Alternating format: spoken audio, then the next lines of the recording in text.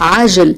بعد طلاق اللاعب أشرف حكيمي، والدته تفاجئ المغاربة قبل قليل لحظة إعلانها خبر مفرح بخصوص خطوبته وزواجه من جديد. فرح قبل قليل كل المغاربة وكل محبي اللاعب أشرف حكيمي لحظة إعلان والدته حفل خطوبة ابنها، وذلك بعد طلاقه من صديقته السابقة، وإليكم التفاصيل الكاملة.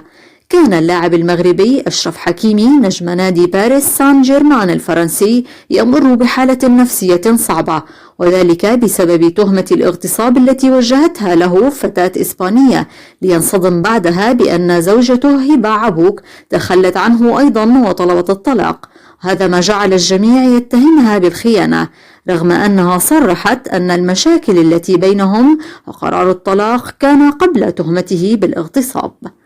وتفاجأ وفرح كل المغاربة قبل قليل بخبر تداولته العديد من الصفحات الإخبارية بخصوص خروج والدة اللاعب أشرف حكيمي في تصريح تعلن رسميا عن خطبة ابنها حكيمي مع فتاة مغربية. وقالت في تصريحها: أخيرا لقد حققت حلمي الذي كنت أحلم به، وسوف أزوج ابني فتاة مغربية وابنة بلدي الحبيب المغرب.